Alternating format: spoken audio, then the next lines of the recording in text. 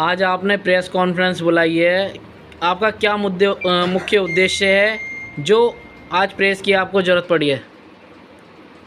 माननीय, हमारा मुख्य उद्देश्य ये है, ये मेरा छोटा भाई है आशिम। ये सिकंदराबाद जिला बुलंदशहर से अपना मकान बेचकर 2020 में यहाँ आकर ताज मोहम्मद से 50 गज का मकान खरीदा, रजिस्ट्री से कराई उसकी, और विटनेस तौर पर गवाह में मैंने इसके बैनामे में साइन करे। उसके मकान की रजिस्ट्री कराने के बाद में मकान में इसने कब्जा ले लिया, और कब्जा लेने के बाद में ये रहने लगा। उसी टाइम से जिससे मकान खरीदा ताज मोहम्मद से, उसका भाई अफजाल, आस मोहम्मद और याद मोहम्मद, और एक कनौली का भूमाफिया है जाकिर चौधरी, जो नकली कागज़ बनाने का काम करता है। इन लोगों ने ही बताया कि ये मकान हमारा है। वो हमें पुलिस द्वारा प्रताड़ित करते रहे और पुलिस को झूठे तथ्य बताकर हमें परेशान करते रहे। हम हार थक के परेशान होते रहे और वो हमें परेशान करते रहे। कभी पुलिस को झूठे एप्लीकेशन देते रहे, प्रार्थना पत्र देते रहे, पुलिस द्वारा हमें रात दिन परेशान करता रहे। उसके बाद में 8 महीने बाद में इन्होंने एक मुकदमा लगवाया हम पे, 147, 504, 506, 167, और एक नोटिस भेजा। नोटिस भेजने के बाद में हम कोर्ट गए। कोर्ट जाने के बाद में कोर्ट में हमारे वकील ने कहा कोई दिक्कत नहीं, इसमें बार से बार बेल हो जाएगी, कोई ऐसी बड़ी बात नहीं है। फिर एसआई संजीव कुमार साहब ने हमें बुलाया और कहा कि यहाँ थाने आओ। हम थाने गए, मैंने अपने भाई को थाने भेजा, तो इसे थाने में बिठा लिया और सुबह इसे जेल भेज दिया। इस पर 420, 467, 468, 504, 506, 46 धारा और बढ़ा के मुकदमा लगा दिया। उसके बाद में हम ये जेल चला गया। 14 दिन में 13 दिन में इसकी बेल हमने करा ली, और वहाँ कोई साक्ष्य नहीं पाने पर तुरंत इसकी बेल मिल गई। फिर एसआई साहब ने 2 नाम और बढ़ा दिए, ताज मोहम्मद और आशिकीन। मुझे उठा के यहाँ से घर से मारते हुए ले गए इसी कमरे में से। उसके बाद में मुझे जेल भेज दिया। 10 दिन में मेरी भी बेल हो गई। एक जने का इमरान का और अन्य नाम था, उसकी भी बार से बार बेल हो गई। उसके बाद में इन लोगों ने हमें इतना टॉर्चर परेशान कर रहे हैं। ये पुलिस की मुखबर दलाली करते हैं। आस मोहम्मद दलाल का काम करता है पुलिस के यहाँ, और पुलिस के नए अधिकारी जैसे ही जो भी आते हैं उन्हें गलत तथ्य बताकर हमें परेशान करना शुरू कर देता है। और हमें इतना परेशान करना शुरू कर दिया इसने कि हमने जाके इस मामले को सिविल कोर्ट में डाल दिया। सिविल कोर्ट में डालने के बाद भी ये नहीं माने, हमें परेशान रात दिन करते रहे। उसके बाद में इन्होंने हम पे एक झूठा मुकदमा लिखवा दिया, 147, 504, 506, कि तुम जो है इन्हें धमकी दे रहे हो। मतलब सर हम कुछ नहीं कह रहे। दिनांक 6/8/2022 की घटना बताइए, और 2022 में 6/8 में इसकी शादी की सालगिरह थी। ये DLF मॉल में नोएडा बैठा हुआ है। चौकी इंचार्ज विपिन कुमार ने मुझे बुलाया, और मुझे बुलाने के बाद में कहा कि कुछ नहीं, छोटा सा मुकदमा है, और इसकी जज साहब के पास जाएंगे और 200, 400, 500 रुपये का जुर्माना होगा, और कुछ नहीं, इसमें कुछ इतनी बड़ी बात नहीं है। हम जगह जगह प्रार्थना पत्र दिए, सब जगह धक्के खाए, लेकिन हमारी कहीं सुनवाई नहीं हुई। कोई भी किसी तरह से हमें सुना नहीं गया। हमें फुल परेशान कर रखा है। उसके बाद में ये लोगों ने क्या काम करा, हमें गुंडा एक्ट का नोटिस भिजवा दिया। हम DIG साहब के पास गए, दिनेश कुमार जी के। उन्होंने हमारी सारी बात सुनी, और सारी बात सुनने के बाद में उन्होंने हमें कहा कि नहीं, ऐसा कुछ नहीं होगा, हम दुकानदार व्यापारी आदमी हैं। तो उन्होंने कहा कि महीने में 2 दफ़े तुम्हें थाने में साइन करके आने पड़ेंगे। हम 2 दफ़ा महीने में थाने में भी साइन करके आ रहे हैं। उसके बाद में इन लोगों ने साजिश रचकर इस मकान को सरकारी जगह किस बात पे लगाई गई, कोई बताने वाला है क्या चीज़? आखिरकार हम थक चुके, परेशान हो चुके। इसमें जो तहसीलदार है उसने गलत रिपोर्ट लगाई कि 1359/1 सरकारी है, जबकि 1359/1 प्राइवेट जगह है। इसके सारे सबूत मेरे पास मौजूद हैं।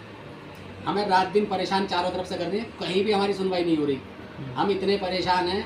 उसके बाद में इस मकान को 22 फरवरी को कुर्क करा दिया। हम इलाहाबाद कोर्ट चले गए, हम फिर भी सबर से बैठे रहे कि कोई नहीं, हमें अपने कानून पर पूरा भरोसा। लेकिन उसके बाद भी मकान कुर्क होने के बाद में मेरा भाई यहाँ से दिल्ली चला गया, यहाँ रहता नहीं है। दिल्ली किराए के मकान में रह रहा है। ये टैक्सी की गाड़ी चलाता है, ओला, जबकि यहाँ आता जाता नहीं, कोई मतलब नहीं। उसके बाद भी ये लोग झूठे प्रार्थना पत्र चौकी से, थाने से फ़ोन करा रहे हैं इसके पास, और इसे दिल्ली से बुलाते हैं बार बार जांच के नाम पर, और परेशान कर रहे हैं। कभी ये जांच है, कभी वो बात जांच है, और अब उनको जी तुम्हारे खिलाफ साजिश दी है, तुम उसे धमकी दे रहे हो, उससे 8 लाख रुपये मांग रहे हो।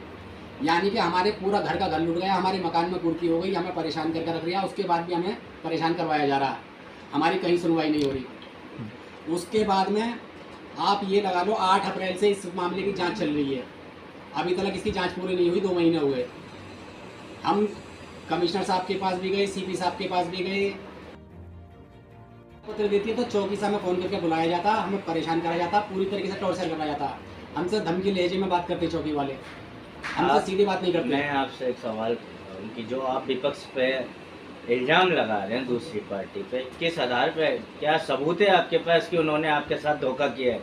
हमें कुछ पता नहीं क्या धोखा करने वाला कौन है कौन नहीं। हमने ताज मोहम्मद से बाजारी रजिस्ट्री 50 गज का मकान रजिस्ट्री कराई है, 15,85,000 रुपये हमने उसे बैंक से निकाल के पैसे दिए हैं। ये मकान नकली है असली है क्या है, इनके घर का अपना मसला है। ये हमें लाद रहे हैं, इसमें हमें परेशान कर रहे हैं, हमारा कुछ नहीं। जब हमारा मसला कोर्ट में चल रहा है उसके बाद में हमने इसे सिविल कोर्ट में डाल दिया। सिविल कोर्ट में डालने के बावजूद भी ये लोग हमें परेशान कर रहे हैं, हमें धमकी दिलवाते हैं, रात दिन हमें परेशान कर रहे हैं। उसका भाई यहाँ दुकान पे नीचे मेरी परचूनी की दुकान है, मैं किराने का व्यापारी हूँ, 40 साल से मेरे किराने का बिजनेस है। मेरी दुकान पे आता मेरे जाकर परेशान हो चुका हूँ। 3 साल में मुझे इसी कारण 2 दफ़ा हार्ट अटैक आ चुका है। मैं हार्ट पेशेंट हूँ। ये मेरे डॉक्यूमेंट्स से सारे, अभी मैं 20 दिन में 22 दिन में हॉस्पिटल से आया हूँ। ये दिल्ली का है, मेरा पंत हॉस्पिटल में इलाज चल रहा है हार्ट का। मेरी सर्जरी कराने को बोला डॉक्टरों ने, लेकिन मैं सर्जरी भी नहीं करा पा रहा इनके कारण कि मैं अस्पताल में भी लेटा हूँ। इनके फ़ोन वहाँ भी अस्पताल के अंदर भी आए हैं। ये मुझे इतना परेशान कर रहे हैं। और मैं कहना चाहूँगा माननीय कमिश्नर साहब से, हमारे ज़िले के कमिश्नर साहब, माननीय DIG साहब हमारे, माननीय DSP साहब मोहननगर, माननीय ACP साहब से कि इस मामले की जांच निष्पक्ष कराई जाए। हम अगर गलत हैं तो हमारे साथ जो भी आप कर सके कार्रवाई वो करें, हम नहीं कहते बिल्कुल भी, लेकिन हमें इंसाफ चाहिए। नहीं, जब आपका केस कोर्ट में चल रहा है, कोर्ट में चलने के बाद तो कोई जांच नहीं, वो कोर्ट जांच करता है, लेकिन आप प्रार्थना पत्र देते हैं तो पुलिस वाले आपको मना कर देते हैं, और दूसरी पार्टी प्रार्थना पत्र देती है तो आपको प्रताड़ना की जाती है। जी, आप ये कहना चाहते हैं? जी जी जी, ठीक है, और क्या कहेंगे? बस मैं यही कहना चाहूँगा कि इस मामले की निष्पक्ष जांच की जाए, बड़े स्तर पे, उच्च स्तर पे इसकी जांच करी जाए।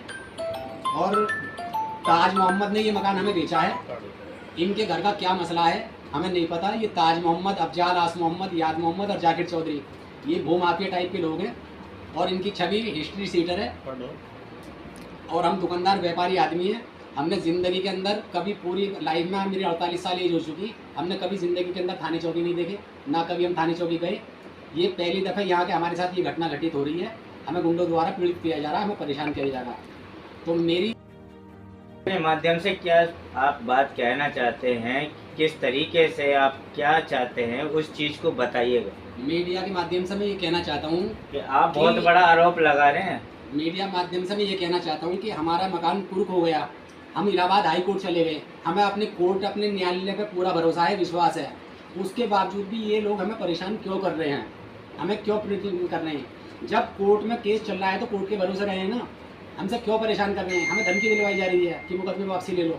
हमने मुकदमा डाला ही नहीं है कोई भी आज तक, तो हम वापसी कौन सा मुकदमा, धमकी कौन दे रहा है मुकदमे वापसी लेने की? मुकदमा वापसी दिलाने की धमकी आस मोहम्मद दे रहा है और किसी पुलिस वाले के द्वारा दिलवाया गया है। उसके सारे सबूत मेरे पास मौजूद हैं। जब आपने कमिश्नर साहब से मिले, प्रार्थना पत्र दिया, तो उन्होंने क्या आश्वासन दिया? कमिश्नर साहब ने प्रार्थना पत्र पर कह दिया इसी के हिसाब से जाके मिलिए। ACP साहब क्या कहते हैं? क्या मतलब पुलिस प्रशासन से आपको आश्वासन क्या मिला? पुलिस प्रशासन से आश्वासन, मुझे जब भी मैं जाता हूँ यही आश्वासन मिलता है कि आपके मामले की जांच चल रही है। तो वो जांच अभी तक पूरी नहीं हो पाई। 9 अप्रैल से जांच शुरू हुई है और आज 2 महीना 1 दिन हो गया जांच चलते चलते।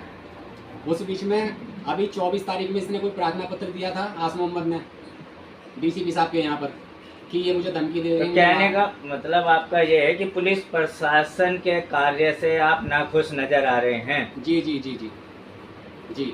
तो अगला कदम क्या होगा आपका? अगला कदम यह है कि मैं हार्ट पेशेंट हूँ, या तो मैं इनकी फ़ोन ही मुझे करते हैं तो किसी दिन मैं दहशत में मर जाऊँगा, मेरा परिवार सब रखा रह जाएगा जिस तरीके से मुझे टॉर्चर किया जा रहा है, या आखिरी रास्ता ये होगा कि किसी दिन मैं कहीं सड़क पर खड़े होकर आत्मदाह कर लूँगा।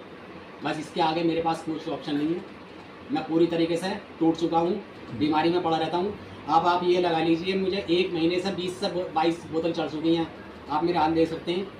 और 20-22 बोतल चढ़ने के बाद मैं हॉस्पिटल से कल वापस आया हूँ घर, और कल मैं घर आया हूँ तो थाने में, हॉस्पिटल में, हर जगह से मेरे पास फ़ोन आ रहे हैं, और यानी कि हॉस्पिटल में भी मैं चैन से नहीं रह सका। इतना परेशान, इतना टूट चुका हूँ कि मैं बिल्कुल आपको बता नहीं सकता। तो मैं अपने ज़िले के प्रशासन से हाथ जोड़ के विनती करता हूँ कि एक छोटा सा परिवार है ये, इसका परिवार बर्बाद होने से बचा लें, और मैं मात्र इसके बैनामे में एक विटनेस के तौर पर गवाह में साइन करे हैं, इसके अलावा मेरा और कोई कसूर नहीं है, जिसके कारण मुझे जेल भी भेज दिया गया, जिसके कारण मेरे छोटे छोटे बच्चे हैं उनके नाम मुकदमों में लिखवा रहे हैं और मुझे उत्पीड़ित कर रहे हैं। ये सिर्फ दबाव बनाकर मुझसे 8 लाख रुपए मांगना चाहते हैं कि ये मकान हमारा है, या तो 8 लाख रुपए दे दे, अन्य इसी तरीके से मुकदमे लिखवा कौन दे। कहता है 8 लाख रुपए की आस आपको? मोहम्मद आस मोहम्मद। जी, तो मैन हाँ। जो मुद्दा है वो मैं आस मोहम्मद है। मोहम्मद है, ये वहीं रहता है। पुलिस आपकी की डायरेक्ट बात हुई थी या पुलिस प्रशासन की ओर से बात हुई थी आपकी कि 8 लाख रुपए में आपको सलाम? बीच के लोग हैं वो आके खबर देते हैं जो कि भैया इस मामले को निपटा लो, तो वो लोग कहते हैं कि आधा मकान दे। बीच के कौन लोग हैं? बीच के लोग जो हमारे रिश्तेदार हैं कुछ मेरे पास, जिनसे बात हुई है, तो उनका कहना तो यही है पुलिस कि प्रशासन ने तो ऐसी कोई बात नहीं करी आपसे? नहीं, अभी पुलिस प्रशासन की मैं कोई बात नहीं करना चाहता किसी भी तरह से। मैं सिर्फ पुलिस प्रशासन से ये चाहता हूँ कि मुझे इसमें न्याय मिले। न्याय चाहिए, बस। इसके अलावा मेरी कोई और बात नहीं है। मैं न्याय चाहता हूँ। ठीक।